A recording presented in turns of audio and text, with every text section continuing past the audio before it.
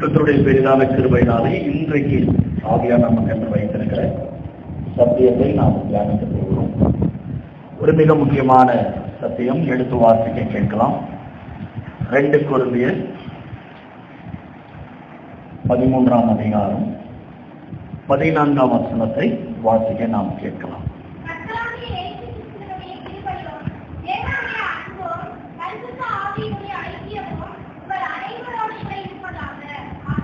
ஆமென். சர்ச்சை முடிஞ்சிருச்சு, போயிட்டு வாங்க.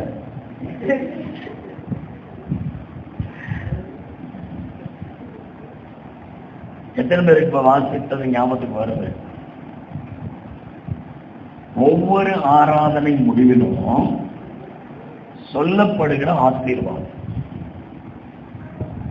ஆனா என்ன ஆயிடுச்சு, இன்னைக்கு சபைகள்ல இதோட மேன்மை தெரியாம வாரம் கேட்கறதானே, எல்லா மீட்டிங்லையும் கேட்கறதானே அப்படின்னு என்ன பண்ணிடுறாங்க, நிறைய கிறிஸ்தவங்க ஆசீர்வாதம் சொல்லும் போது பேக்கில் எடுத்து பைபிள் அடிச்சு ஆயத்தமாகும். அதை பத்தி கேட்கவும் மாட்டாங்க, கவலைப்பட மாட்டாங்க, ஏன்னா தெரிஞ்சதாங்க. அப்ப எதுக்கு ஆசீர்வாதம் போடுறாங்க? சர்ச்சை முடிஞ்சிட்டு கிளம்புங்க. ஆனா இன்னைக்கு இந்த செய்தியை கேட்டதுக்கு அப்புறம் ஆசீர்வாதம் சொல்லி முடிச்சதுக்கு அப்புறம் தான் பைபிள் எடுத்து பேக போகுது. அப்ப இந்த வசனத்துல எவ்வளவு ஆழங்கள் இருக்குன்னு பார்க்கணும். அல்லேலூயா. ஆசீர்வாதம் வேணுமா? கண்டிப்பா வேணுமா? 25 என்கிற நம்பருக்கே நம்ம என்ன பார்த்தோம் இந்த வருஷம் ஆரம்பத்துல? 25 என்கிற நம்பருக்கு என்ன அர்த்தம்? ஆசீர்வாதம். பராக் என்கிற எபிரேய வார்த்தையிலிருந்து 25 என்றாலே ஆசீர்வாதம் என்கிற அர்த்தத்தோடு இந்த வருடத்தை நம்ம ஆரம்பிச்சோம்.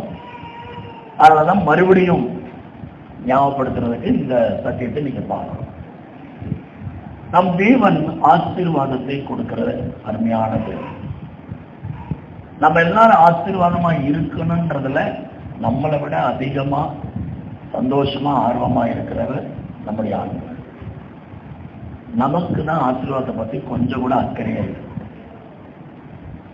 ஏன்னா நமக்கு ஆசீர்வாதம்னா என்னன்னு தெரிஞ்சு வச்சிருக்கிறோம், அல்லது என்ன மனதுல நினைக்கிறோம் அப்படின்னா மெட்டீரியல் பிளஸிங் தான் பிளஸிங். ஆசீர்வாதம்னா உடனே பணம் கட்டா வரணும், நகையா வரணும், வீடா வரணும், காரா வாங்கணும், பேங்க்ல நிறைய வச்சிருக்கணும், இது இருந்தா ஆசீர்வாதம் அப்படின்னு நம்ம நினைக்கிறோம். ஆனா இப்ப வாசித்த வசனத்தை ஆராதனை, ஒவ்வொரு ஆராதனை முடிவிலும் சொல்றோம், அதுல கூர்ந்து கவனிச்சீங்கன்னா மெட்டீரியல் பிளஸிங் இருக்காது. என்ன சொல்லுவோம்? ஆசீர்வாதம் முடிஞ்சோடனே கர்த்தராகிய இயேசு கிறிஸ்துவின் கிருபை 1, பிதாவாகிய தேவனுடைய அன்பு 2, பரிசுத்த ஆவியானவருடைய அன்பின் ஐக்கியம் 3 உங்கள் அனைவரோடு இருப்பதாக. நிறைய பேருக்கு என்ன இது இருந்து எங்களுக்கு என்ன வருவது? ஒரு பங்களா கூட உங்களுக்கு இருப்பதாக, ஒரு BMW கார் உங்களோட இருப்பதாக. இப்படி சொன்னா எவ்வளவு சந்தோஷமா இருக்குல்ல, இல்லையா? உங்க பாசமா அதெல்லாம் கடந்து வந்துட்டாங்க, சந்தோஷம். ஆனா பொதுவா எல்லாருக்கும் என்ன தோணுது? மெட்டீரியல் பிளஸிங் தான் உண்மையான ஆசீர்வாதம் நினைக்கிறேன். அது உண்மையான ஆசீர்வாதம். உண்மையான ஆசீர்வாதம் என்னன்னு கேட்டீங்கன்னா, இந்த வசனத்தின்படி ஆண்டவர் நம்மோடு கூட இருப்பதான் ஆசீர்வாதம். இதான் பவுல் கொரிந்து சபைக்கு அந்த நிருபத்தை எழுதி முடிக்கும் போது கன்க்ளூஷனா அந்த சபைக்கு ஒரு பிளஸிங்க கொடுக்கிறாரு. இயேசு கிறிஸ்துவின் கிருபை, பிதாவாகிய தேவனுடைய அன்பு, ஆவியானவருடைய ஐக்கியம் உங்கள் அனைவரோடு கூட இருப்பதான். என்ன ஒரு ஆச்சரியம்னா, திருத்துவ தேவனை இந்த வசனத்துல கொண்டு வர்றாங்க. பிதா வராங்க, குமாரன் வராங்க, ஆவியானவர் வராங்க. நம்முடைய தேவன் திருத்துவத்தில் இருக்கிறார் என்பதற்கு இந்த வசனம் ஒரு சாட்சி. இன்னைக்கு நிறைய சபைகளில் திருத்துவமே ஒரு பெரிய குழப்பம். ஒரு தேவனா, 3 தேவனா, ஒருவர் 3ஆ, 3இல் ஒருவரா? இந்த குழப்பம் இன்னைக்கு நீடிக்கிறதுல ஆனா இதை படிக்கிற ஊழியக்காரங்க ரொம்ப தெளிவா இருக்காங்க, இன்க்ளூடிங் உங்க பாசமாவும் திருத்துவத்துல ரொம்ப தெளிவா சொல்லிக் கொடுக்குறோம். இப்படிதான் வேதம் சொல்லுகிறது. இதான் குமாரன் பரிசுத்த ஆவியானவர் தனித்தனி ஆள் தத்துவம், தனித்தனி நபர், தனித்தனி ஆள் தத்துவம். ஆனால் செயல்பாடுகள்ல ஒன்றாக இருப்பாங்க. அல்லேலூயா. உன் தேவனாகிய கர்த்தர் ஒருவரேன்னு இருக்குல்ல, அந்த ஒருவரேன்றது சிங்கிள் கிடையாது. தேவனாகிய கர்த்தர் ஒருவரே. எங்க இருக்கு? உபாகமம் 6:4 வாசிங்க. உபாகமம் 6:4.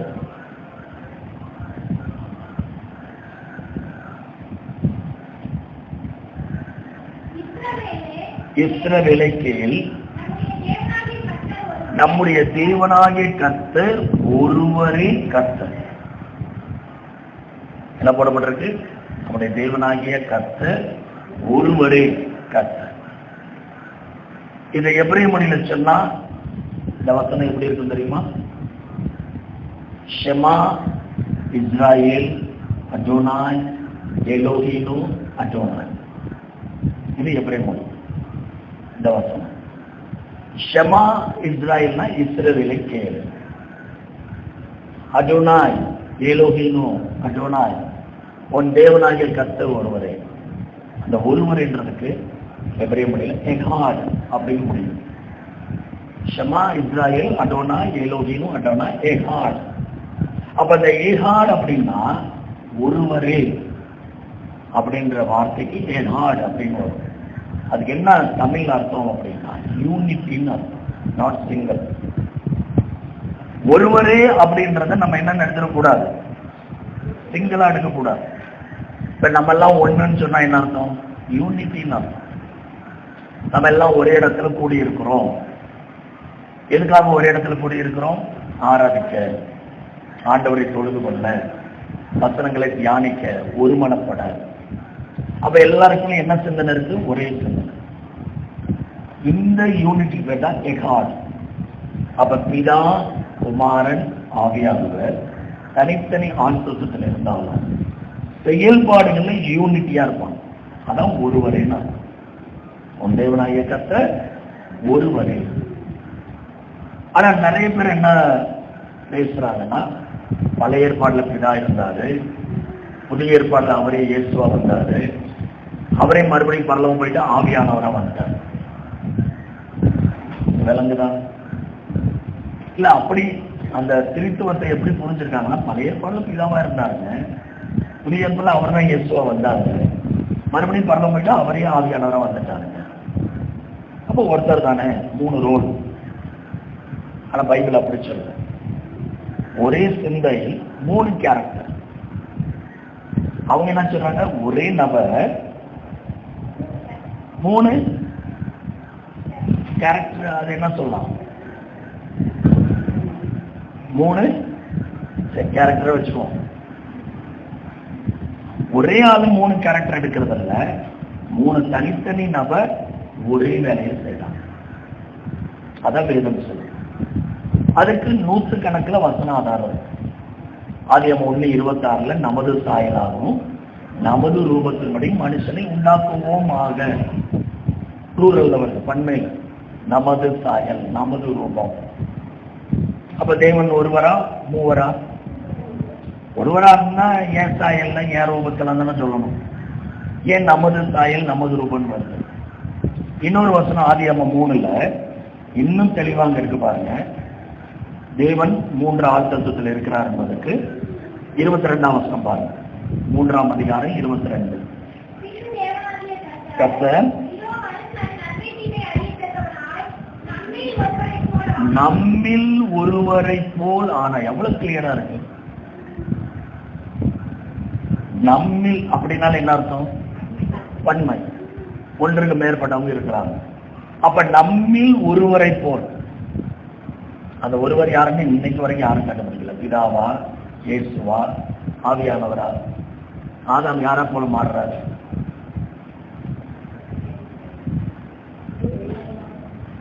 விவசாயில தான் இருந்து இழந்துட்டாரு. இப்ப இங்க நம்மில் ஒருவரை போல் ஆனான் இருக்குது. அந்த ஒருவர் யாரு? நம்மில் ஒருவர்னா பிதாவா, குமாரனா, ஆவியானவரா?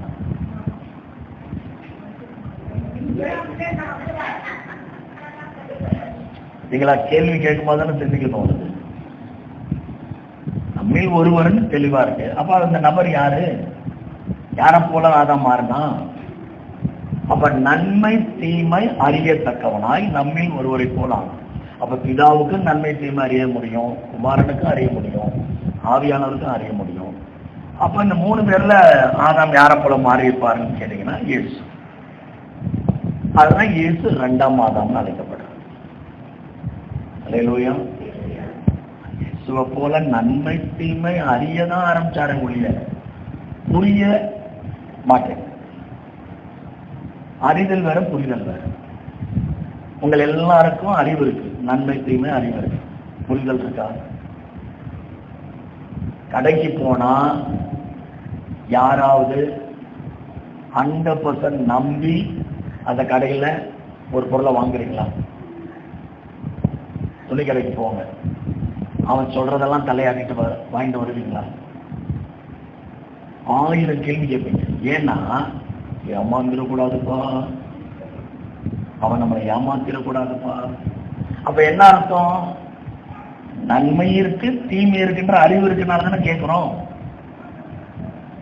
ஆனா அவன் நம்மளோட இல்லாது, அங்க ஒரு கலர் காட்டும், வீட்டுக்கு வந்தாலும் வேற கலர் காட்டும். அந்த லைட்ல எப்படி இருக்கும்? பலன்னு தெரியும். அதுக்கு தானே அவ்வளவு துலோமணி லைட்டை போட்டு வச்சிருக்காங்க. பலன்னு தெரியும். அப்படியே வச்சு பார்ப்போம், சூப்பரா இருக்கு சாரி, நம்ம கலங்க எடுப்பா இருக்கு.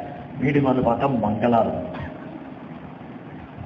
என்ன அர்த்தம்? நன்மை தீமை அறிவு இருக்கு, ஆனா எது நன்மை எது தீமைன்ற புரிதல் இன்னும் மனுஷனுக்கு வரல. அதனாலதான் வாழ்க்கையே போராட்டமா இருக்கு. உண்மையா இல்லையா? இன்னும் வெண்டிக்காய் ஒடிச்சுதானே வாங்குறாங்க, எவ்வளவு வருஷம் அனுபவமானாலும். உண்மையா இல்லையா? முருங்கைக்காவை என்ன பண்ணி தான் வாங்குறோம், அவங்க பார்த்தானே வாங்குறோம். எவ்வளவு வருஷம் பண்ணாலும் அதே தான். அப்ப என்ன அர்த்தம்? நன்மை தீமை அறிவு இருக்கு, இன்னும் புரிதல் வரல. புரிதல் வந்துட்டாலே கண்ணில் பார்த்தாலே தெரிஞ்சிடும், அது வரவே வராது. அது இயேசுக்கு மட்டும்தான் வரும். அதுலதான் இயேசுக்குள்ள நம்ம வரும்போது நன்மை தீமை இன்னவென்று பகுத்தறியத்தக்கதாக உங்கள் மனம் புதிதாகிறதுனாலே எபிரேயர் 5:13-14 வரும். அவர் வந்தாதான் அது கிடைக்கணும். அப்ப ஆசீர்வாதத்துல யார் யார் இருக்கா? சபையில கிடைத்து சொல்ற ஆசீர்வாதத்தில் பிதா இருக்கிறார், குமாரன் இருக்கிறார், ஆவியானவர் இருக்கிறார். அப்ப எப்படிப்பட்ட ஆசீர்வாதத்தை சபைக்கு ஆண்டு வச்சிருக்கிறார்? திரித்துவ தேவன், திரியேக தேவனுடைய ஆசீர்வாதத்தை சபையில் வச்சிருக்கிறார். அப்ப அந்த ஆசீர்வாதம் என்னன்னு நம்ம பார்க்க போறோம். எத்தனை பேருக்கு அந்த ஆசீர்வாதம் வேணும்? பழைய ஏற்பாட்டிலே ஆண்டவர் ஆசீர்வாதம் வச்சிருக்கார். என்னாகமம் 6ஆம் அதிகாரம் 27 வாசிங்க.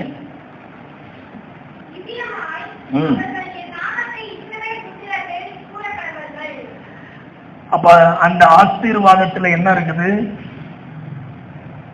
நாமம். ஆசீர்வாதத்துல மிக முக்கியமானது நாமம். அது எப்படி எல்லாம் கூறணும்னு சொல்லி 22 வாசிங்க.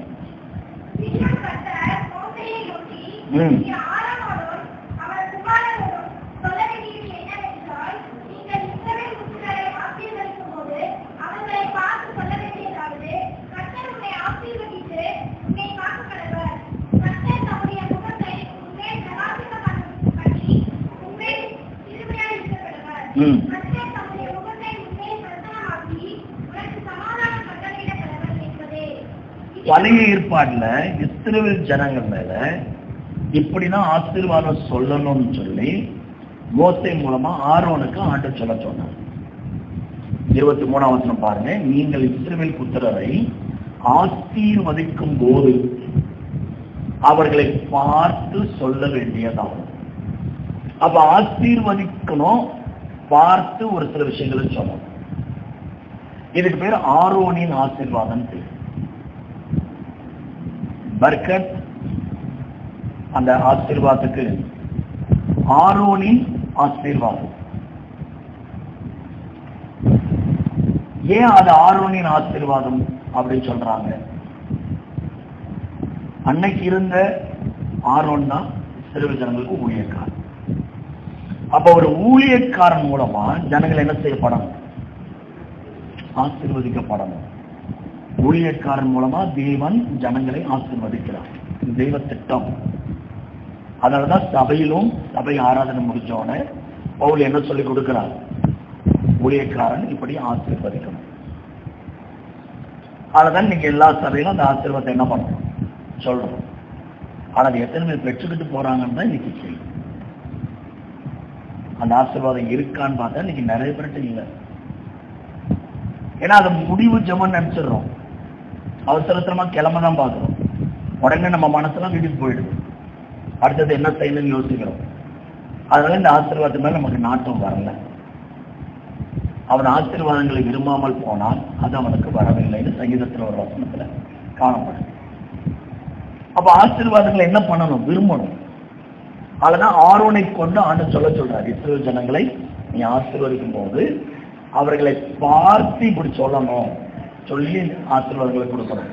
அப்ப அதுக்கு என்ன பேரு எபிரேய மொழினா? பிர்காத் கோஹானிம். பிர்காத் கோஹானிம். கோஹானிம்னா ஆசாரியன். பிர்காத் அப்படின்னா ஆசீர்வாதம். ஆசாரியனுடைய ஆசீர்வாதம் பிர்காத் கோஹானிம். அப்ப ஆசீர்வாதத்தை ஆரோன் மட்டும் கொடுக்கல, சபையாய் கூடி வரும்போது ஆரோன் ஆசீர்வாதத்தை கொடுக்கிறார். வீட்டுக்கு போனோடனே புருஷன், தகப்பன், பிள்ளைகளை ஆசீர்வதிக்கப்படலாம். அப்ப என்ன ஆண்டு விரும்புறாருன்னா, நம்ம வீடா இருந்தாலும் வேலைஸ்தலமா இருந்தாலும் சர்ச்சா இருந்தாலும் நம்ம வாயில ஆசீர்வாதமான வார்த்தைகள் தான் வந்துகிட்டே இருக்கணும். அப்ப தகப்பன் ஆண் பிள்ளைகளை எப்படி ஆசீர்வதிப்பான்னா 2 வார்த்தையை சொல்லி ஆசீர்வதிப்பான். நீ எப்ராயிமை போல மனாசை போல இருப்பாயா. பெண் பிள்ளைகளை ஆசீர்வதிக்கும் போது நீ ராகலை போல லேயாலை போல இருப்பாயா. இது தகப்பன் பிள்ளைகள் கொடுக்கிற ஆசீர்வாதம். மனைவிக்கு என்ன பண்ணுவாரு? நீதிமொழிகள் 31ஆம் அதிகாரம் 10ஆம் வசனத்திலிருந்து கடைசி வரைக்கும் சொல்லப்பட்ட குணசாலின ஸ்திரீ வசனங்களை சொல்லி மனைவியை பிளஸ் பண்ணுவார். நீ குணசாலியா இருப்பாயாக, எனக்கு கிரீடமா இருப்பாயாக அப்படின்னு சொல்லி வாழ்த்துவார். கடைசியா மனைவி புருஷனை வாழ்த்தி ஆசீர்வதிக்கிறதுக்கு சங்கீதம் 1ஆம் சங்கீதம் 1ஆம் வசனத்துக்கு 2ஆம் வசனத்தை சொல்லி ஆசீர்வதிப்பாங்க. இதெல்லாம் இன்னைக்கு நம்ம வீட்டுல நடக்குதான். சண்டை போட தெரியுது, திட்ட தெரியுது, சபிக்க தெரியுது, குறை சொல்ல தெரியுது, உலக விஷயங்கள் அதிகமா வீட்டுல பேச தெரியும். ஆனா ஏன் இந்த ஆசீர்வாதங்கள் எல்லாம் நம்ம வீட்டுல பேசல? இன்னைக்கு இஸ்ரவேல் ஜனங்க அவங்க வீட்டுல என்ன பண்ணிக்கிட்டே இருக்கிறாங்க? இந்த ஆசீர்வாதங்கள் சொல்லிக்கிட்டே இருப்பாங்க. அம்மா தான் வீட்டுல சனேனே நாயே முதவியே பேயே அப்படின்னு அதை விட நல்ல ஆசீர்வாதமான வார்த்தைகள்லாம் சொல்லி பழகிட்டோம்ல. அதனால இந்த வசனம் எல்லாம் வீட்டுல என்ன பண்ண மாட்டேங்குது. புருஷனுக்கு 1ஆம் வசனத்தை சொல்ல தெரிஞ்சவங்களுக்கு 2ஆம் வசனத்தை சொல்ல தெரியல. துன்மார்க்கரோட ஆலோசனை நடக்காதுன்னு சொன்ன கேட்கிறியா? பாவிகளும் வழியில் நிக்காதுன்னு சொன்ன கேட்கிறியா? பரியாசக்கார உட்கார இடத்துல உட்காரன்னு சொன்ன கேட்கிறியா? அப்படி திட்டதான் தெரியுது. கர்த்தருடைய வேதத்தில் பிரியமா இருந்து இரவு பகல் வேதத்தில் தியானமாய் என் புருஷன் இருக்கிறார், அதற்காக அவர் பாக்கியவான் அப்படின்னு ஆசீர்வதிக்க தெரியுதா? உடனே சொல்ல ஆமா எப்பயாவது உட்காந்து படிப்பாரு, இருந்தாதானே சொல்றது. எப்பயாவது உட்காந்து படிப்பாரு, இதை நான் பிளஸ் பண்ணணுமா அப்படி சொல்லாதீங்க. குடும்பத்துல தெய்வம் இருக்கிறாருன்னா அது தெய்வ ஆசீர்வாதம் இருக்கும். அப்ப நம்ம தான் என்ன பண்றோம்? அந்த ஆசீர்வாதத்தை தள்ளி விடுறோம். ஆண்டவர் நம்மோடு கூட இருக்கணும்னு ஆசைப்படுறா, குடும்பத்துல இருக்கணும், நம்மள ஆசீர்வாதம் வைக்கணும்னு. ஆனா பல நேரம் நம்ம வாயின் வார்த்தைகள் ஆசீர்வாத பல சாபத்தை விரும்புது.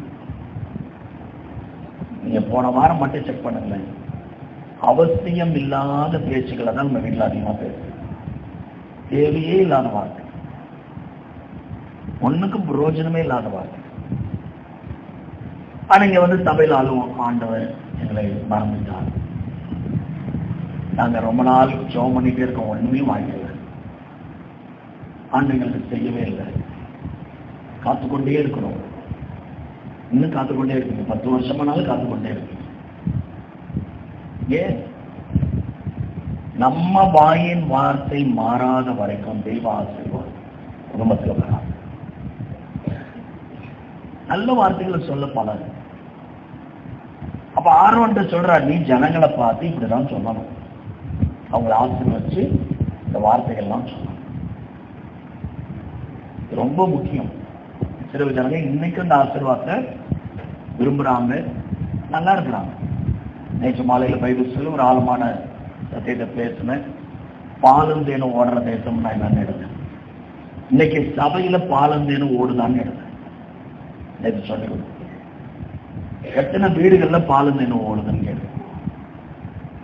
முதல்ல அதுக்கு என்ன அர்த்தம்? அப்ப இதெல்லாம் தெரியாம நம்ம எப்படி கிளைம் பண்றது? இதை புரியாம எப்படி நம்ம ஜபத்துல கொண்டு வர முடியும்? இஸ்ரவேல் ஜனங்கள் போன அந்த இஸ்ரவேல் கானான் நாடு பாலும் தேனும் எங்க ஒண்ணுச்சு? பாலும் தேனும் வனாந்தரமால இருந்தது.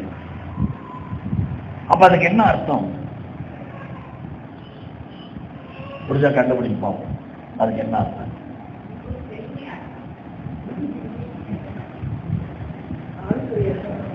அதுல ஆவிக்குரிய அர்த்தம் தான் நிறைய இருக்கு. அப்ப நம்ம வனாந்தரமா இருக்கிற இடத்தை கூட என்னமா மாற்ற முடியும், செழிப்பான இடமா மாற்ற முடியும். ஆண்டர் அப்படித்தானே வாக்கு பண்ற, அவாந்தர வெளிகளை தண்ணீர் தடாகமா மாற்றுவேன். கண்டிப்பா அவரால் முடியும். வனாந்தரத்தை செழிப்பான காடாய் மாற்றுவேன். அப்ப தேவனுடைய ஆசீர்வாதத்தை ரட்சிக்கப்பட்டவங்க அதிகமா சொல்லிட்டே இருக்கும். அதுல எந்த ஆசீர்வாதம்? வீடு தருவார், காரு தருவார், பங்களா தருவார், இது இல்ல ஆசீர்வாதம். கர்த்தர் உன்னை காப்பார். அப்படிதானே ஆரோனின் ஆசீர்வாதம் பார்க்கிறோம். கர்த்தர் என்ன செய்வார்? உன்னை ஆசீர்வதித்து உன்னை காக்க கடவர். கர்த்தர் உன்னை காப்பார். கர்த்தர் தம்முடைய முகத்தை உன்னை பிரகாசிக்க பண்ணுவார். உன்மேல் கிருபையாயிருப்பார். கர்த்தர் தம்முடைய முகத்தை உன்மேல் பிரசன்னமாக்குவார். உனக்கு சமாதானத்தை. ஏன் இந்த அடிக்கடி நம்ம பிள்ளைகள் வாழ்க்கையில குடும்பத்துல சொல்றதில்லை? அப்ப இந்த ஆசீர்வாதத்துல என்ன ஆகுமா? 6ல் வர 3 ஆசீர்வாதத்திலையும் இதா இருக்கிறார், குமாரன் இருக்கிறார், ஆவியானவர் இருக்கிறார். கண்டுபிடிங்க பார்ப்போம் அந்த ஆசீர்வாதம் யார் யாருன்னு. முதல்ல வர்றது ஆவியானவர். சரி, கர்த்தர் உன்னை ஆசீர்வதித்து உன்னை காக்க கடவர். காக்கிற வேலை, பாதுகாத்து வழி எடுத்த வேலை ஆவியானவர். 2வது, கர்த்தர் தம்முடைய முகத்தை உண்மையில் பிரகாசிக்க பண்ணி உண்மையில் கிருபையா இருக்க கடவர்.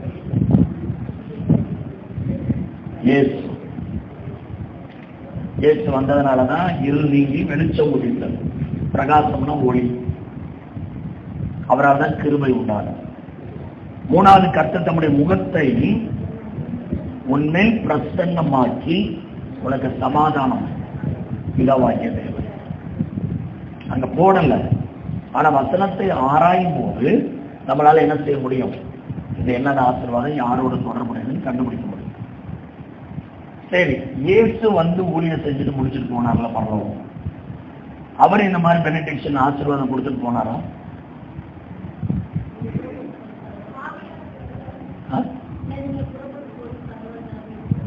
அது வந்து மிஷன். நான் சொல்றது இந்த மாதிரி ஆசீர்வதிச்சுட்டு போனாரா பரலோகத்துக்கு? ஆவியானவர் வருவான்னு சொல்லிட்டுலாம் போனார், நிறைய காரியங்கள் சொல்லிட்டு போனார். நான் கேட்கறது இந்த மாதிரி ஆசீர்வாதம் கொடுத்துட்டு பரலோகத்துக்கு ஏறி போனாரான்னு கேட்கிறேன்.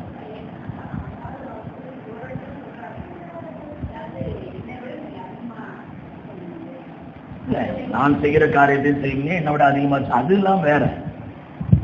நான் சொல்றது, நான் கேட்கறது, பரலோகம் போறதுக்கு முன்னாடி இந்த மாதிரி ஆசீர்வதிச்சுட்டு போனாரா?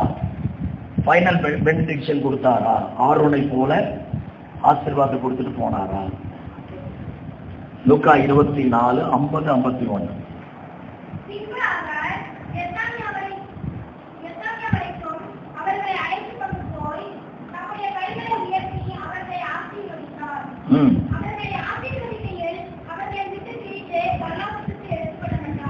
எத்தனை புரியுது? ஏன் பரலோகம் போறதுக்கு முன்னாடி ஆண்டவர் ஆசீர்வதிச்சுட்டு போகணும்? அதுல அந்த மெத்தட் பாருங்களேன்.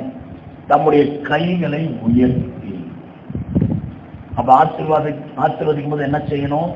கைகளை உயர்த்தணும். எப்படி உயர்த்தணும்? இப்படி அல்ல, நமக்கு தெரிஞ்சதெல்லாம் இப்படிதான். அப்படியும் அல்ல, இப்படியும் அல்ல. ஆசீர்வதிக்கிறதுக்குன்னு ஒரு விதமான கை உயர்த்துதல் வேணும். ஆரோனின் ஆசீர்வாதம், அந்த ஆரோன் ஆசீர்வதிக்கும் போது என்ன பண்ணுவாருன்னா, 2 கையை உயர்த்தி 2 கட்டவர்ல சேர்த்து, இந்த 2 விரல் தனியா பிரியும், இந்த 2 விரல் தனியா பிரியும், கட்டவர்கள் மட்டும் தனியா பிரியும். இப்படி இது எபிரேய எழுத்து இப்படி வைப்பாங்க. ஒரு யூ மாதிரி போட்டு நடுவில் ஒரு கோடு போட்டீங்கன்னா ஷின் அப்படின்ற எபிரேய எழுத்து வரும். அந்த எபிரேய எழுத்தை வைத்து பிளஸ் பண்ணுவாங்க. ஏன் அந்த எபிரேய எழுத்தை ஷின் வச்சு பிளஸ் பண்றாங்கன்னா, ஷின் அப்படின்ற எழுத்துக்கு ஆண்டவருடைய நாமம் ஷமா அப்படின்றதுல எல் ஷடாய், அந்த ஷடாய் அதுல ஷின் வரும். இந்த ஷின் தான் ஆண்டவருடைய நாமத்தை குறிக்குது. அப்ப அவங்க என்ன செய்வாங்க? அந்த நாமத்தை வைத்து தான் பிளஸ் பண்ணுவாங்க. சரிங்களா? அப்ப இயேசுவும் கையில உயர்த்தினா என்னதான் பண்ணியிருப்பாரு? அந்த நாமத்தை வைத்து. அதுக்காக நம்மளும் அப்படி பண்ணலாமான்னு கேட்டீங்கன்னா, அப்படி பண்ண சொல்லி பைபிள்ல புதிய ஏற்பாடுல இல்லை. அது கடைசியில் வரும்போது நான் சொல்றேன். அப்ப என்ன சொல்ல வரேன்னா, ஒரு காரியத்தினுடைய முடிவிலும் அது ஃபைனல் பிளஸிங் வரதை நம்ம பார்க்கணும். இயேசுவும் ஆசீர்வதிக்கையும் பரலோகம் எடுத்துக்கொள்ளப்பட்டார். அப்ப இயேசுவோட கடைசி வார்த்தை என்ன? அவர் பரலோகம் முன்னாடி பிளஸிங். எதுவுமே புரியுது? கையில உயர்த்தி ஆசீர்வதித்து, அந்த ஆசீர்வதிக்கையில் பரலோகம் எடுத்துக்கொண்டார். அப்ப பழைய ஏற்பாட்டுல ஆசீர்வாதத்தை பார்த்தோம், புதிய ஏற்பாட்டுல இயேசுவின் ஆசீர்வாதத்தை பார்த்தோம். 3வது பவுல் எழுதுறதா ஆவியானவர் மூலம் சபைக்கு கொடுக்கிற ஆசீர்வாதம். அதான் நம்ம தியானிச்சுட்டோம். 2 கொரிந்தியர் 13 கடைசி வரும். இயேசு கிறிஸ்துவின் கிருபையும் பிதாவாகிய தேவனுடைய அன்பும் ஆவியானவருடைய ஐக்கியமும் உங்கள் அனைவரோடு இருப்பாங்க. உடனே ஆமீன் சொல்றோமா? சொல்றோமா? உணர்ந்து சொல்றோமா? சொன்னாதான் அது நடக்கும், இல்லைன்னா அதை அனுபவிக்க முடியாது. அப்ப இந்த ஃபைனல் பிளஸிங்ல என்னென்ன விஷயங்களை திரும்ப பார்க்க போறோம். இனிமேலாவது அதை விரும்புவோம். ஆண்டவராகிய இயேசு கிறிஸ்துவின் கிருபை உங்களோடு கூட இருப்பதா. ஆராதனை முடிஞ்சிட்டு போகும்போது வெறுமையா போகலாம். பிதா, குமாரன், ஆவியானவர் அவங்களுடைய கிருபை, அன்பு, ஐக்கியம் நம்ம கூடவே வாங்க. அப்பதான் அடுத்த வாரம் உங்களால சாட்சி சொல்ல முடியும். கூட வந்தவர் கண்டிப்பா அடுத்த வாரம் முழுசும் உங்களை பயன்படுத்தி அடுத்த ஞாயிற்றுக்கிழமை உங்களுக்கு வந்து சாட்சியா நடத்துவாங்க. எத்தனை பேர் அந்த எதிர்பார்ப்போட நம்ம தனியா போகாம பிதா, குமாரன், ஆவியோடு கூட போறோம்? இதை நிறைய சபையில ஜனங்க உணர்றது. ஏன்னா அது பழங்கின வார்த்தையா போயிடுச்சு. அடிக்கடி கேட்டதுனால அதுக்கு மதிப்பு குறைஞ்சிச்சு. நம்ம அடிக்கடி பயன்படுத்துற இன்னொரு வார்த்தை என்ன தெரியுமா? உலக ரீதியா அடிக்கடி பயன்படுத்துறோம் ஓகே. என்ன சொல்லுவோம்? ஒரு நாளைக்கு குறைஞ்சது 100 முறையாவது என்ன பண்ணுவோம்? வாட்ஸ்அப்ல ஏதாவது ஒண்ணா உடனே ஓகே. ரொம்ப ஈஸியான வேர்டு ஓகே. சாப்பிட்டீங்களா? ஓகே. போலாமா? ஓகே. முடிஞ்சிச்சா? ஓகே. அதுக்கு என்ன பால அர்த்தம் சொல்லுங்க? ஓகேன்னா என்ன? அது சாப்பிட்டேன்னு சொல்லணும், ஓகேன்னு சொல்லணும். அந்த ஓகேக்கு என்ன மீனிங் சொல்லுங்க பாப்போம். நீங்களா சொல்லுங்க. நான் கேட்டது ஓகே என்ன அர்த்தம், கேக் என்ன அர்த்தம்? என்னது நீங்களாவும் ஒண்ணு சொல்லிட்டு அதுக்கு இதுதான் சொல்லக்கூடாது. அதுதான் சொல்றேன், அடிக்கடி சொல்ற வார்த்தை தானே. அதுக்கு என்ன உள்ள அர்த்தம் என்னைக்காவது யோசித்தோமா? அது என்ன 2 லெட்டர் ஓகே, அது என்ன மீனிங்ல இருக்கு? இல்ல ஓகேன்றதான் வேர்டா? ஓகே வேர்டு கிடையாது, அது ஃபுல் ஃபார்மோட ஷார்ட் வேர்டு. அப்ப அதுக்குள்ள மறைஞ்சிருக்க ஃபுல் ஃபார்ம் என்ன? எனக்கு ஆராய்ச்சி பண்ணுமா? என்னம்மா சொல்லுங்க. காலேஜ் எல்லாம் படிச்சுட்டோம், கல்யாணம்லாம் பண்ணிட்டோம், நிறைய அனுபவங்கள் வந்துருச்சு. ஆனாலும் இந்த ஓகேக்கு என்ன அர்த்தம்? ஆனா அடிக்கடி வாயில வரும், சர்வசாதாரணம். அது போலதான் ஆசீர்வாதம். அதை அறிந்து கொள்ளும் நிறைய பேருக்கு என்னமே வாங்கல. ஆசீர்வாதம் தானே, கேட்டா தானே, பழகினா தானே, அப்படிதான் தோணுதை ஒளிய இருதயத்துல. அதை கூர்ந்து கவனிச்சு அதை ரிசீவ் பண்ணணும், அதை புரிந்து கொள்ளணும். அது இல்லாம சர்ச்சை விட்டு போகக்கூடாது. வாட்ச் பிளஸ் பண்ற வரைக்கும் வேற எந்த சிந்தனை எனக்கு கூட வரக்கூடாது. அதுக்குள்ள பேக்ல பைபிள தூக்கி வைக்கிறது, ரெடி ஆகுறது, தண்ணி பாட்டில் எடுத்து வைக்கிறது, இதெல்லாம் பண்ணாம முழு இருதயத்தோட ரிசீவ் பண்ற எண்ணமே வரமாட்டேங்குது. என் ஆத்துமான்னு சொன்னோன்னா ரெடி ரெடி கிளம்பு எடுத்தியா பக்கத்துல அப்படியே நடக்குதா இல்லையா? பாத்தீங்களா இல்லையா? பாத்திருக்கீங்களா இல்லையா? நீங்க செய்யல, நான் பாத்திருக்கீங்களா தான் கேட்டேன். நீங்க செய்ய மாட்டீங்கன்னு தெரியும். நிறைய இடங்களை பார்க்கணும், கடற்கடன்னு எடுத்து வைப்பாங்க. சொல்லுங்க இப்ப ஓகே என்ன தெரியாது, அப்படிதானே? ஆக்சுவலா ஆல் கரெக்ட் அப்படின்றதா ஓகே ஆயிடுச்சு. ஆல் கரெக்டா ஏகேன்னு சொல்லணும். இப்போ அந்த மாதிரி ஆல் கரெக்ட் இருந்துச்சுன்னா இப்படி மாத்தினாங்க. ஆனா ஆக்சுவலா 1500 ஒரு வேர்டு வந்தது, அதனுடைய ஷார்ட் ஃபார்ம் தான் ஓகே. அதுல ஆல் அப்படின்றது ஏஎல்எல் வராது, ஓஎல்எல் வரும். ஆல் அப்படின்னு வரும். கரெக்ட் அப்படின்றதுக்கு நீங்க சொல்றது சிஓகே, கேயும் பயன்படுத்தலாம். எப்படி ஆளுக்கு ஓ போட்டாங்களோ, கரெக்ட் என்பதற்கு சிக்கு பதிலாக கே போட்டாங்க. நான் சொல்ல 1500 அன்னைக்கு ஆரம்பிச்சது அதனோட ஷார்ட் ஃபார்ம் ஓகே. ஓல் கரெக்ட், ஓல் கரெக்ட், ஏ வராது, ஓ OLL KO ஆர்ஆர்ஏசி short form okay. இப்படி ஷார்ட்ல கொடுத்த வேர்டை இன்னைக்கு வரைக்கும் அது என்ன ஃபுல் ஃபார்ம் தெரியாம வாயத்திறந்தா கொட்டுறது. Okay okay okay.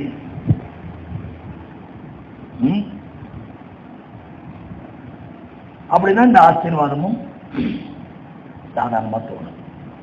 அதை இனிமேல் அப்படி இருக்கக்கூடாது. ஒவ்வொன்றா பார்ப்போம். ஆண்டவராகிய இயேசு கிறிஸ்துவின் கிருபை. ஏன் அந்த கிருபை நம்மளோட இருக்கணும்? கிருபை தான். ஏன் இயேசுவின் கிருபை நமக்கு ரொம்ப அவசியம்? கிருபைக்கு 7 அர்த்தம் இருக்குன்னு சொல்லியிருக்கேன். பாத்தீங்க, யோவான் 1ஆம் அதிகாரம் 16-17.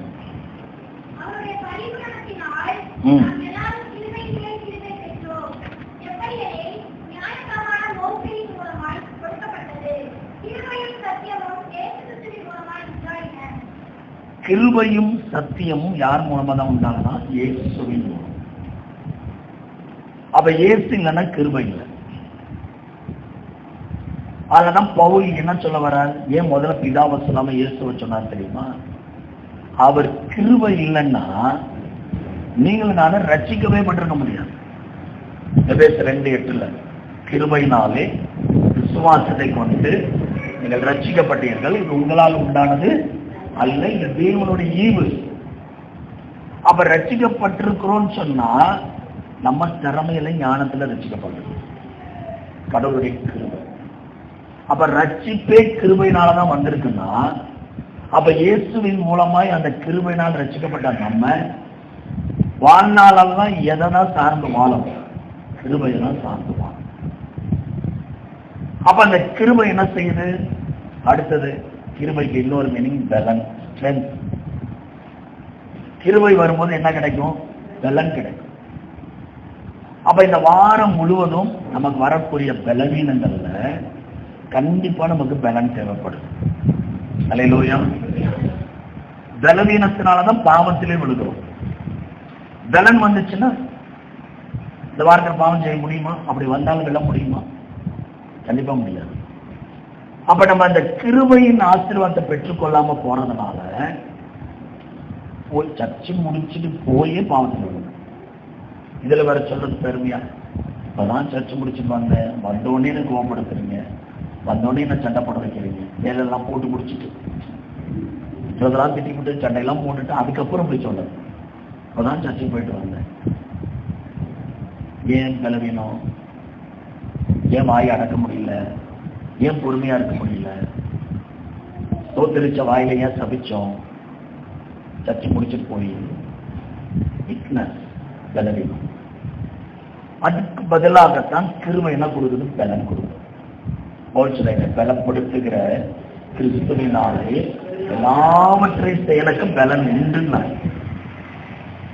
அதுல எல்லாவற்றையும் என்ன? நன்மையான எல்லாவற்றையும் செயலுக்கு பலன் உண்டு. அப்ப ஆண்டவர் எதுக்கு பலப்படுத்துறாரா? நன்மையானவைகளை செய்யறதுக்கு பலன் தான் வேணும். தீமை செய்யறதுக்கு பலனே தேவையில்லைங்க, பலவீனமே போகும். ஒருத்தனை அடிக்கணும்னா பலன் தேவையில்லை. நிறைய பேர் சொல்லுவாங்க பலமா இருக்கவன் தான் அடிக்க முடியும். அது சரீர பலன், அதை நான் பேசல. அவன் ஏன் இன்னொருத்தனை உடனே அடிக்கிறான் அப்படின்னா உள்ள இருக்கிற வீக்னஸ். அவன் ஈகோ ஒரு வீக்னஸா இருக்கும். என்ன இப்படி பேசிட்டானே, பொறுத்து கொள்ள முடியாது, சகித்து கொள்ள முடியாது. அந்த ஈகோ வீக்னஸ்ல தான் சண்டை போடுறது, அடிக்கிறது. அதனால அவன் சரீர பலத்தில் அடிச்சுட்டான்னு சொல்லாதீங்க. சண்டை போட்டு அடிக்கிறவன் எல்லாம் வீக்னஸ் நிறைந்த நபர். உடனே ஷார்ட் டெம்பர், உடனே ஒரு கோபம், உடனே ஒரு எரிச்சல், உடனே ஒரு முடிவு, இதெல்லாம் வீக்னஸ். இயேசு அடிச்சு இழுத்துட்டு போகும்போது வாயே திறக்காம போனார்னா அவர் எவ்வளவு ஸ்ட்ரென்த்தனான நபர். வாயை திறக்கலையா? அவ்வளவு அடிச்சு உடம்பு கிழிச்சு ரணமாக்கி சிலுவை மேல வச்சு அழுத்தி தூக்கிட்டு போக சொல்றாங்க. அவ்வளவு வழியிலையும் வாயை திறக்கல. இதாங்க அவருடைய பலன். சகிக்கிறதாம் பலன், பொறுமையா இருக்கிறதாம் பலன். சந்தோஷமா அந்த பாடுகளின் மத்தியிலும் மகிழ்ச்சியா சிரித்து கொண்டு இருப்பதுதான் பலன். அது இன்னைக்கு இருக்கா நம்ம கிட்ட? அப்ப இந்த பலன் வேணும்னா என்ன வேணும்? கிருபை வேணும். அதான் ஆசீர்வாதத்துல சபை முடிஞ்சோம் ஊழியக்கார மூலமா ஆவியானவர் என்ன பண்றார்? வீடுக்கு சும்மா போகாதீங்க, ஆண்டவராய் இயேசு கிறிஸ்துவின் கிருபை உங்களோடு கூட இருக்கட்டும். ஏன்னா நான் அடுத்த வாரம் உங்களை பார்க்க போறேன். இந்த வாரம் முழுவதும் என்ன நடக்கும்போது எனக்கு தெரியாது. ஊழியக்கார மூலமா சொல்றேன். என்ன நடக்கும்போதுன்னு தெரியாது. நீங்க உங்க இடங்கள்ல தனியா இருப்பீங்க. பிசாசு என்ன வேணாலும் சோதனையை கொண்டு வரலாம். நான் கூட இருந்து உங்களுக்காக எல்லா நேரமும் ஆலோசனை கொடுத்து ஜெபம் பண்ணிட்டு இருக்க முடியாது. உண்மையும் உங்களோடு கூட இருக்கும் இயேசுவும் அவருடைய கிருபை. அப்ப நீங்க என்ன சொல்லலாம்? ஆமென், அப்படியே ஆகட்டும். ஃபைனல் பிளஸிங்கை உணர்ந்து ரிசீவ் பண்ணிட்டு போனீங்கன்னா அந்த வாரம் முழுதும் சக்சஸ். நிறைய ஜெயத்தை நீங்க பார்ப்பீங்க. அதை நீங்க மிஸ் பண்ற வரைக்கும் சத்துருக்கு ரொம்ப சந்தோஷம். சர்ச்சைக்கு போயிட்டு வந்துட்டாப்லப்பா, இனி நம்ம கையில தான், விட்டுட்டு ஒரு 2 மணி நேரம் 3 மணி நேரம் போயிட்டு வரட்டும், இனி நம்ம ராஜ்யம் தான், புடியும் பிடிச்சிடும். அதுக்கேற்ற மாதிரி ஆடுவாங்க பாருங்க. அவன் ஆட்டு வைக்கிறதுக்கும் ஆடுவான். ஆனா அந்த கிருபை நீங்க அனலைஸ் பண்ணி அதை புரிஞ்சு அக்னாலேஜ் பண்ணி அதை நீங்க கிளைம் பண்ணி பேச ஆரம்பிச்சிட்டீங்கன்னா அடுத்து அவன் என்ன தெரியுமா சொல்லுவான்? இவங்க சர்ச்சைக்கு விட்டது தப்பா போய் சொல்லுவான். அடுத்த வாரம் கண்டிப்பா சொல்றேன், அடுத்த வாரம் சர்ச்சைக்கு வரதுக்கு தடை வரும். எழுதி வச்சுக்கோ. அதையும் உடைச்சு நீங்க வந்துட்டீங்கன்னா சத்துரு உங்க விட்டு பின்வாங்கி போவோம். அல்லேலூயா. நான் சொல்ல பிராக்டிக்கலா பேசுறேன். அப்ப அந்த கிருபையினால எவ்வளவு நன்மை இருக்கு பாருங்க. நம்ம பலவீனத்துலதான் விழுகிறோம், பாவம் செய்யறோம். ஆனா இந்த கிருபை நம்ம பலப்படுத்தினோன்னு கோபம் மூட்டினாலும் பொறுமையா இருக்கணும். பாத்தீங்களா, கோபம் மூட்டினவனுக்கே டென்ஷன் ஆகி விட்டுருவாங்க. அவங்களே அமைதியா இருக்கணும், நம்ம ஏன் பேசணும் அப்படின்னு போயிடுவோம். ஏன்னா இதுக்கெல்லாம் அந்த கிருபை தான் உதவி செய்கிறதுன்னு சொல்ல வரேன். சண்டை இல்லாத குடும்பம், பிரச்சனை இல்லாத குடும்பம் கிடையாது. ஆனா எதுக்கு ஆண்டவருடைய கிருபைகளோடு வரணும்? ஏன் பவுல் இப்படி ஆசீர்வாதத்தை சொல்லி அனுப்பணும்? ஏன் இன்னைக்கு சபையில் அதை சொல்றோம்? ஒருத்தர் கேட்டார், இப்படி எல்லாம் சொல்லணுமா ஆசீர்வாதம், அது தேவையா? அப்படியும் ஆர்வம் சொல்லி சொல்ல சொன்னார். ஏன் இயேசு பரமேறி போறப்ப ஆசீர்வச்சிட்டு போனார்? அது போலதான் சபையிலையும் பெருமையா போகக்கூடாது. கர்த்தருடைய ஆசீர்வாதத்தோடு ஜனங்க போகணும். அதுக்காக தான் நான் ஃபைனல் பெனிடிக்ஷன் கொடுக்குறோம். ஆனா அது என்ன, அதோட மகத்துவம் தெரியாம வாழ்ந்துட்டு இருந்தோம்னா யாருக்கு சந்தோஷம்? விசுவாசம் தான். அதுதான் எபிரேய ஆட்சியில் இப்படி சொல்றாரு. எபிரேய 4ஆம் அதிகாரம் 15-16 வாசிங்க.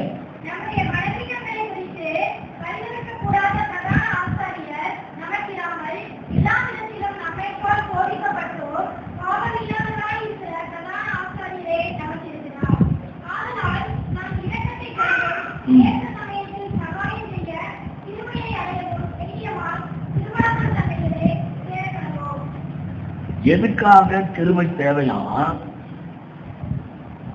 ஏற்ற சமயத்தில் சகாயம் கிடைக்கப்படுவது கிருபை. அதனை ஏற்ற சமயத்தில் சகாயம், சகாயம்னா உதவின்னு அர்த்தம். எல்லா நேரமும் உதவி கிடைக்கும். ஆனா ஏற்ற நேரத்தில் கிடைக்கிற உதவி அது எப்படிப்பட்டது தெரியுமா? உயிருக்கு சமம். அடிபட்டான் ரோட்ல, உடனே ஹாஸ்பிட்டலுக்கு ஆம்புலன்ஸ்ல அனுப்பிவிட்டான். அதான் ஏற்ற சமயத்தில் செய்யற உதவி. 2 மாசத்துக்கு முன்னாடி ஒரு பாலிபு பையன் திருச்சியில் அடிபட்டான். 3 மணி நேரம் அவன் அடிபட்டதை யாருமே பார்க்கல. ஆக்சிடென்ட், சத்தம்லாம் போய் உறைஞ்சு போயிடுச்சு. 3 மணி நேரம் கிடந்திருக்கான். கடைசியில் 3 மணி நேரம் கழிச்சு ஒருத்தர் பார்த்து அப்புறம் ஆம்புலன்ஸ் ஏற்றி ஹாஸ்பிட்டல் ஜிஹெச்சு கொண்டு போயிட்டு அதுக்கப்புறம் எனக்கு ஃபோன் வந்து அவன் பையனுக்காலாம் சொல்லி சபையில் லஞ்சம் பண்ணா 1 நாள் தான் உயிரோடு இருந்தான், இறந்துட்டான். அப்போ அவன் சொன்னது, அடிபட்ட உடனே கொண்டு வந்தோம்னா காப்பாற்று. அப்ப இன்னைக்கு நிறைய பேருக்கு உதவி கிடைக்குது, ஏற்ற சமயத்தில் கிடைக்குதா? அப்ப ஏற்ற சமயத்தில் கிடைக்கிற உதவி வந்து ஜீவனுக்கு சமம். அப்ப கிருபை என்ன செய்யுமா? ஏற்ற சமயத்தில் உதவி கொண்டு வரும். அதனால்தான் அந்த கிருபை நம்மளோடு கூட வரணும். இயேசுவின் கிருபை உங்களோடு கூட இருப்பதாக. அல்லேலூயா. இவ்வளவு பெரிய பிளஸிங்லாம் இருக்கு பார்த்தீங்களா? நம்ம அதெல்லாம் கண்டுக்கிறது. பணம் தான், பணத்தெல்லாம் விடுங்க, அதை விட மேலானது கிருபை. பணத்தினால உயிரை காப்பாற்ற முடியாது, ஆனா கிருபையினால் காப்பாற்ற முடியும். உண்மைதானே? இறந்த பையனுக்கு நிறைய பணம் இருக்கு, வசதி இருக்குது, கிருபை இல்லையே. இல்லைன்னா உடனே யார் கண்ணையால் ஆண்டவர் மாட்ட வச்சிருப்பாருங்க, யாராவது அனுப்பியிருப்பார், யாராவது பார்க்க வச்சு உதவி செய்ய வச்சிருப்பார். அதனால நான் சொல்றேன், நம்ம எல்லாருக்கும் அந்த கிருபை மட்டும் இழக்க கூடவே கூடாது. எப்போதும் நம்ம குடும்பத்தில் கிருபை இருக்கணும், நம்ம பிள்ளைகள் வாழ்க்கையில் அந்த கிருபை இருக்கணும், நம்முடைய எதிர்காலத்துல இந்த கிருபை இருக்கணும். அதுக்குதான் அந்த ஆசீர்வாதம், அதை ரிசீவ் பண்ணணும். அல்லேலூயா. அப்ப கிருபையினாலே பலன், கிருபையினாலே ஏற்ற சமயத்தில் கிடைக்கிற உதவி. அதான் தகுதி இல்லாதவர்களுக்கு தேவன் செய்யற உதவி எல்லாம் படிப்போம். இவ்வளவு அந்த கிருபைக்குள்ள இருக்கும்போது அது வேணாம்னு சொல்லலாம். அல்லேலூயா. பவுல் சொல்றாரு, எனக்கு ஒரு முள் இருக்குது, எடுத்து போடுங்க, தாங்க முடியல, ரொம்ப எனக்கு குத்திக்கிட்டே இருக்காங்க அப்படின்லாம் சொல்லுவாங்க. உடனே ஆண்டவர் சிம்பிளா சொல்றாரு, ஏன் பயப்படுறாரு? என் கிருபை வந்து உன் பலவீனத்தில் என் பலன் பூரணமாய் பயப்படாத.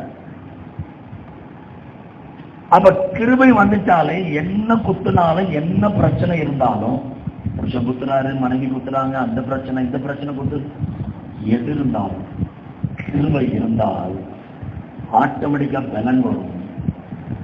அது குத்துறதே வழியும் உங்களுக்கு தெரியாது, அதான் பலன். நாளடைவில் அந்த முள்ளு கூர்மை உடைஞ்சி முள்ளு காணப்படும். பவுலுக்கு அப்படிதான் போச்சு. முதல்ல குத்துறது வலிக்காதான் கத்துவோம். இப்ப அந்த இடத்துல வலியே இல்லைன்னா நீ பாடு குத்திக்கோ, நான் பாடு கத்தாம இருக்கேன். அப்ப குத்திக்கிட்டே இருந்தாக்க அந்த முள்ளு ஒரு நாள் உடையுமா இல்லையா? இப்படிதான் கிருபை எல்லா சூழலும் நமக்கு தப்பு. இதெல்லாம் பைபிள்ல எழுதப்பட்டிருக்கு. நம்ம அதை கிளைம் பண்றோமா? அதுல கை வச்சு ஜோம் பண்ணி அந்த ஆசீர்வாதங்களை ரிசீவ் பண்றோமா? அதை நமக்கு சொந்தமாக்குறோமா? பார்த்தா அது ரொம்ப குறைவா இருக்கும். இனி அப்படி இருப்பீங்களா? அந்த ஆசீர்வாதத்தை சொல்லும் போது இந்த என்ன சொல்றது, இந்த பரிசுகள்லாம் தூக்கி போட்டா அதை விடுங்க. ஒரு தடவை என்னாச்சு, இந்த தஞ்சை பெரிய கோயில் எரிஞ்சு ஒரு 30 வருஷம் இருக்கும். தீ விபத்து நடந்தது, 33 வருஷம் இருக்கும். அன்னைக்கு நான் அங்கே தான் இருக்கிறேன், தஞ்சை பெரிய கோயிலில் தான் இருக்கிறேன். அன்னைக்கு அந்த கும்பாபிஷேகத்தில் பயங்கரமாக தீ பிடிச்சி எரிஞ்சிச்சு. அப்போ அங்கே இருந்த அத்தனை லட்சக்கணக்கான பேரும் தலை தெரிக்க ஓடினாங்க. நிறைய பேர் இறந்துட்டாங்க. அதில் நானும் ஒரு ஆள் ஓடினேன். செருப்பெல்லாம் காணா போச்சு, எங்கே போச்சுன்னே தெரியல. உயிருக்கு தப்புறதுக்காக ஓடணும். அன்னைக்கு ரயில்வே ஸ்டேஷனில் நைட்டு படுத்துட்டு காலையில் ஒரு ஹோட்டலும் கிடையாது. அந்த இடமே சுடுகாடி மாதிரி இருந்தது. அத்தனை லட்சம் பேருக்கு சாப்பாடு, அவ்வளோ பேர் நிற்கிறாங்க. அதனால நிறைய இடங்கள்ல இருந்து பொட்டலமாக கட்டிட்டு வந்து எல்லாருக்கும் சாப்பாடு கொடுத்தாங்க. அதில் என்ன பண்ணாலும் தூக்கி எரிஞ்சாங்க பிளாஸ்டிக் பையில. அதான் ஃபர்ஸ்ட் அண்ட் லாஸ்ட். அந்த மாதிரி சாப்பாடை பறந்து பிடிச்சி சாப்பிட்டது வாழ்க்கையில மறக்கவே முடியாது. இந்த வாழ்க்கையில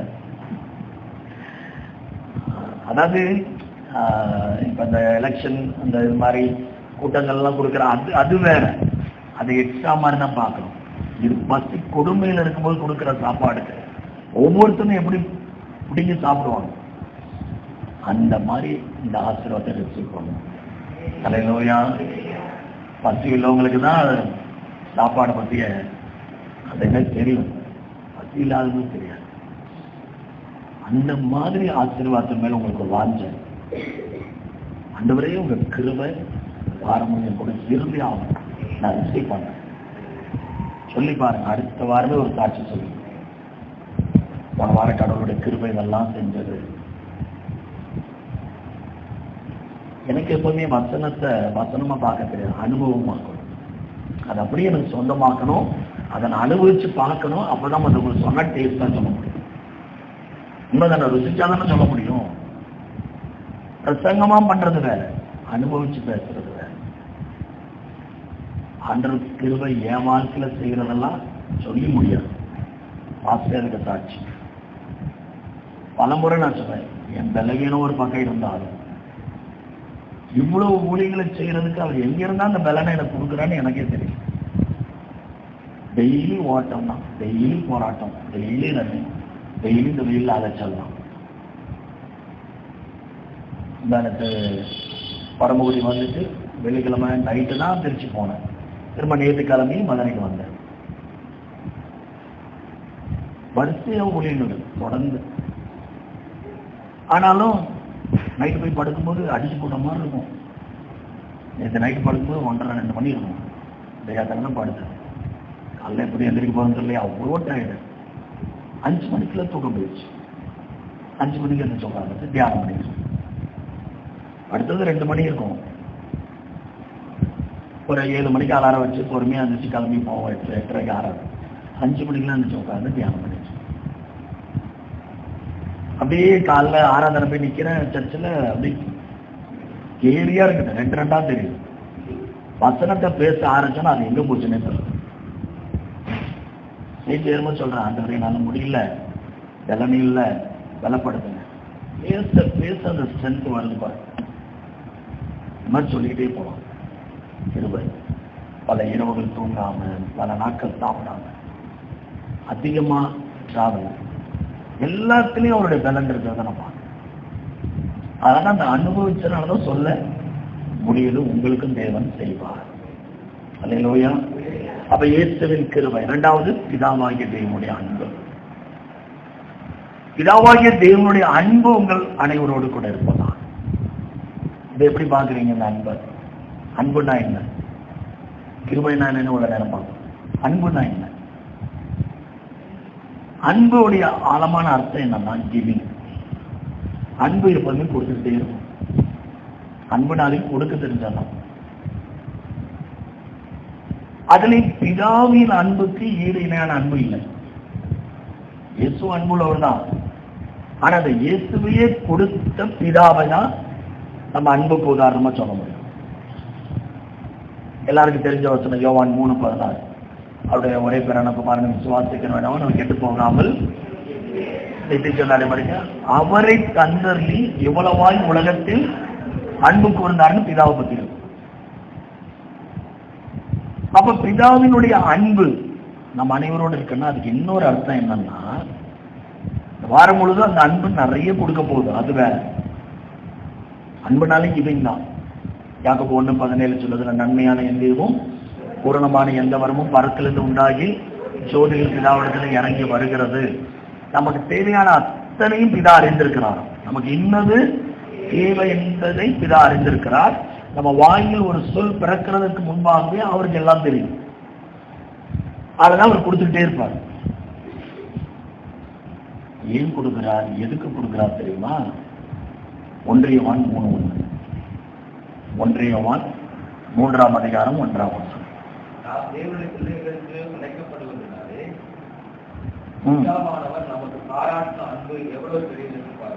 இதாங்க அன்பு.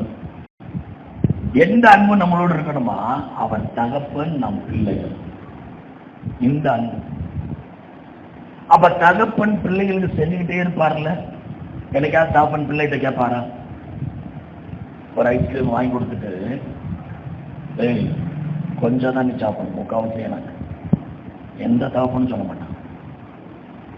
கொடுத்துட்டு கெஞ்சுவாங்க, அப்பா கொஞ்சம் கூட டேஸ்ட் பண்ண. என் அப்பாவுக்கு இல்லை ஒரு ஐஸ்கிரீம் வாங்க தெரியாது. அந்த அப்பாவுடைய அன்பு பிள்ளைகள் எப்படி இருக்கு பாருங்க. அதுல இந்த பிள்ளைங்க பண்ற வீம்பு இருக்கு பாருங்க. உங்களுக்கு கொடுக்க முடியாது. வாங்குற வரைக்கும் அப்பா அப்பா அப்பா டாடி டாடி, வாங்கினதுக்கு அப்புறம் கொடுக்க முடியாது. ஆடினோம். அதையும் சில பிள்ளைங்க அப்படி. ஆனா அந்த தாப்பனுடைய அன்பு எப்படி இருக்குன்னா, இன்னொன்னு கேட்டா கூட கொடுப்போம், வாங்கி கொடுப்பான், கொடுத்துக்கிட்டே இருப்பாங்க. எவ்வளோ படிப்பு வரைக்கும் சொல்ல போனோம். என்னைக்காவது எழுதி வச்சு கணக்கு காட்டி, நீ வேலைக்கு போய் சம்பாதிச்சு இவ்வளவு பணத்தை எனக்கு கொடுக்கணும், எந்த ஒரு தாப்பனாவது பிள்ளைகளை சொல்லியிருக்காங்களா? எல்லா தாப்பனோட எண்ணம் என்ன தெரியுமா? நீ கல்யாணம் ஆனாலும், பேர பிள்ளைகள் எடுத்தாலும், ஒரு பிள்ளை பிறந்தாலும் அதுக்கும் நான் தான் செய்வேன். Giving heart. அம்மா ஒரு பக்கம் கிவிங் ஹார்ட்டா இருந்தாக்க தாப்பன் தான் ரொம்ப அதிகம். அதனால பிதா அன்பு உள்ளவர். ஏன்னா அவருடைய பிள்ளைகளாய் நாம் எண்ணப்படுறோம். அப்ப இந்த வாரம் முழுவதும் பிதா நம்மளை எப்படி பார்த்து நமக்கு செய்ய விரும்புறாரா? நாம் அவருடைய பிள்ளைகள் என்ன பார்த்து கொடுக்க விரும்புறார். ஆனா நம்ம அவர் அப்பான்னு அக்செப்ட் பண்ணிட்டு போறோமா? ஆறாவது முடிச்சுட்டு வந்துட்டேன், நீ இந்த வாரம் முழுவதும் நான் தான் எல்லாத்தையும் பார்க்கணும், நான் தான் கஷ்டப்படணும், நான் தான் ஓடணும், நான் தான். அப்புறம் அமைதியா இருப்பார். என்ன சொல்லணும்? அவர் இருக்கிறார், பார்த்துக் கொள்வார். ஆராதிக்கிற தேவன் தகப்பன், அப்பா, பிதாவில் கூப்பிடப்படுகிற புத்திர சுவிகாரத்தின் பாக்கியத்தை நான் பெற்றிருக்கிறேன். அவர் பார்த்துக் கொள்வார். பிள்ளைகளை பார்த்து நாம் டோன்ட் வரின்னு சொல்றோம், நம்மளை பார்த்து பிதா டோன்ட் வரின்ற. அப்ப யாரெல்லாம் பிதாவை முழுசா நம்புறாங்களோ அவங்க கவலையப்பட மாட்டாங்க. அந்த கவலையே இருக்காது. ஏன்னா அவங்களுக்கு நல்லா தெரியும் அவர் யாரு, என்ன செய்வாருன்னு. அவரால் கூடாத காரியம் ஒண்ணுமே கிடையாது. அவரால் முடியும். அதை நேற்று எடுக்கும்போது சொன்னேன், ரட்சிக்கப்படுறதுக்கு முன்னாடி ரட்சிக்கப்படுறதுக்கு பின்னாடி ஏதாவது வித்தியாசம் இருக்கா? ரட்சிக்கப்படுறதுக்கு முன்னாடி இருந்த வாழ்க்கைக்கும் ரட்சிக்கப்படுறதுக்கு அப்புறம் இருக்கிற வாழ்க்கைக்கு ஏதாவது வித்தியாசம் இருக்கான்னு கேட்டேன். ஒரு வித்தியாசம் கிடையாது. எப்படி சொல்றீங்க? ரட்சிக்கப்படுறதுக்கு முன்னாடி இருந்த மனைவி தான் ரட்சிக்கப்படுறதுக்கு அப்புறம் இருக்கிறாப்ல, ரட்சிக்கப்படுறதுக்கு முன்னாடி இருந்த புருஷன் தான் ரட்சிக்கப்படுறதுக்கு அப்புறமும் இருக்கிறாப்ல, ரட்சிக்கப்படுறதுக்கு முன்னாடி இருந்த சத்ரு தான் ரட்சிக்கப்படுறதுக்கு அப்புறமும் இருக்கிறாங்க. என்ன மாறி இருக்கு சொல்லுங்க? ரட்சிக்கப்படுறதுக்கு முன்னாடி இந்த வியாதி தான் ரட்சிக்கப்படுறதுக்கு அப்புறமும் இருக்கு. என்ன மாறி இருக்கு?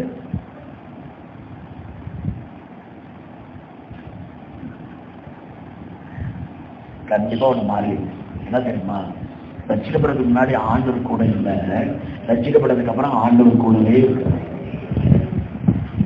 அதுதான் இருக்கிறது பெரிய பிளஸிங். மற்றதுல மாறல, ஒண்ணு மாறி இருக்குது, ஆண்டவர் கூடவே இருக்கிறார். அவர் கூட இருந்தாருனாலே மாறாததெல்லாம் மாத்திடுவார். எனக்கு ஏன் கவலை? நான் ஏன் கவலை பண்ண? இது புரியாம நிறைய பேர் சர்ச்சைக்கு வர, ஏங்க வரல? ஆமாங்க வந்து என்னங்க மாறிடுச்சு, ஒண்ணு இல்லை, அப்படியெல்லாம் இருக்குது சொல்றாங்கல்ல. சர்ச்சைக்கு வராம போறது இது ஒரு காரணம். ஏன்னா அவங்க கண்ணு திறக்கல, கூட யார் இருக்கான்னு தெரியல. அவங்க நினைச்சிட்டாங்க நம்ம தான் வாழ்க்கையை நடத்தணும், நம்ம தான் எல்லாம் பார்க்கணும், நம்ம தான் தலைகளா நிக்கணும்லாம் நினைக்கிறாங்க. அதனாலதான் வாழ்க்கையில ஒரு மாற்றம் வரல. உலகத்தில் உள்ளவனில் என்னோட இருக்கிறவர், எனக்குள்ள இருக்கிறவர் பெரியவர்.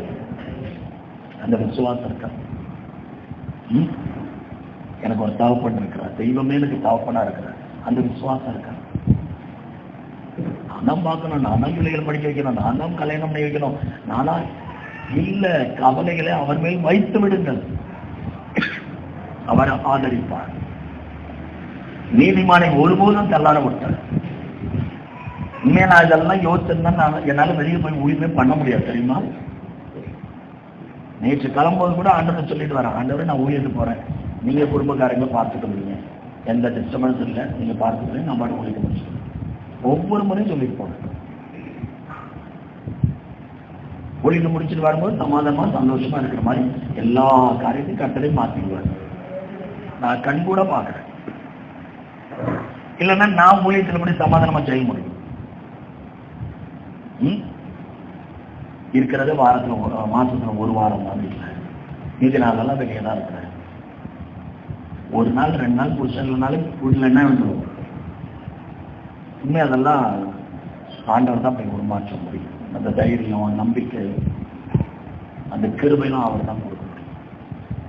அப்ப அந்த தைரியம் எங்க இருந்து வருது? அன்பு. அன்புனாலே சொல்லுங்க, விடுங்க, கொடுத்துக்கிட்டே இருக்கும். நமக்கு புரியாத வரைக்கும் அவர்கிட்ட பெற்றுக்கொள்ளவே முடியாது. உறவுகளை வளர்த்தீங்கன்னா ஆட்டோமேட்டிக்கா பரலோகத்துல இருந்து வந்துகிட்டே இருக்கும். அல்லேலூயா. நமக்கும் தேவனுக்கு இடையே இருக்கிற உறவு வளர்ந்தா நமக்கு தேவையெல்லாம் கிடைக்கும். அதுக்கு நேரத்தை கொடுக்கணுமா இல்லையா? வேதத்தை தியானிக்கணுமா இல்லையா? அதனால பவுல் பிதாவாகிய தேவனுடைய ஏன் 2வது அன்பு வருது? இயேசுவின் மரணம், ரத்தம் இல்லாம பிதாவாகிய தேவனோட நமக்கு உறவு இல்லை. அல்லேலூயா. அதுதான் இந்த கிருபையை முதல்ல வச்சுட்டு 2வது பிதாவாகிய தேவனோட அன்பை பவுல் கொண்டு வர. 3வது ஆவியானவருடைய ஐக்கியம். ஐக்கியம்னா என்ன?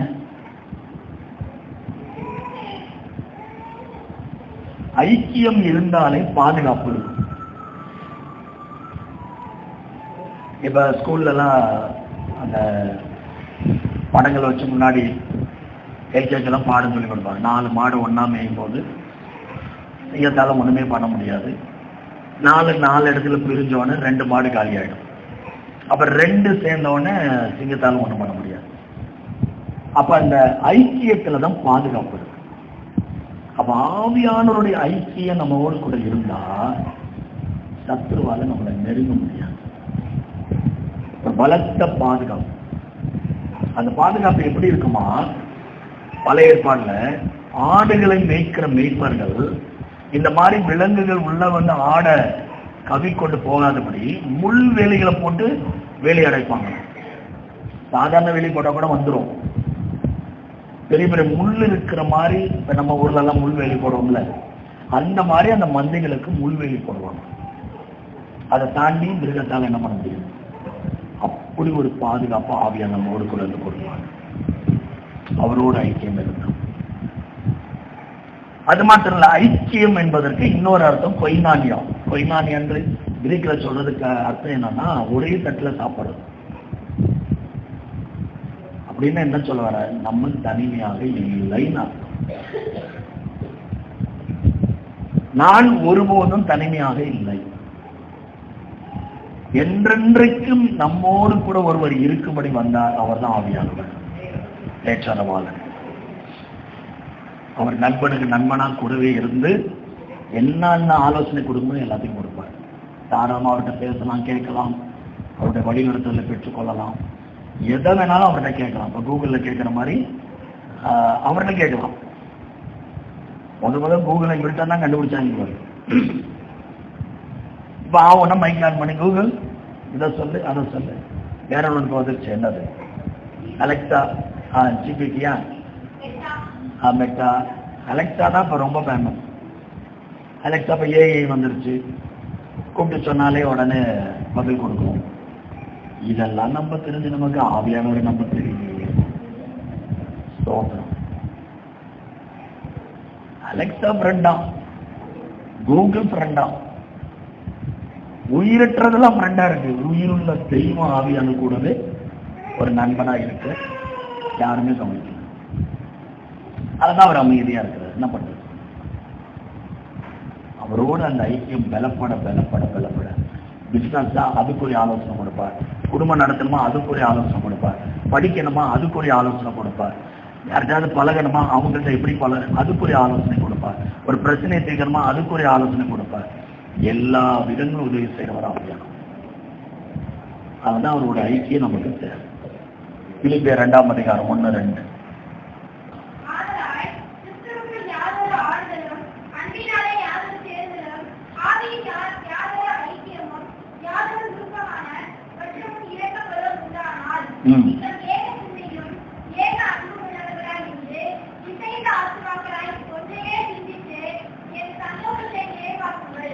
அப்ப நம்ம எல்லாம் எப்படி மாறணுமா?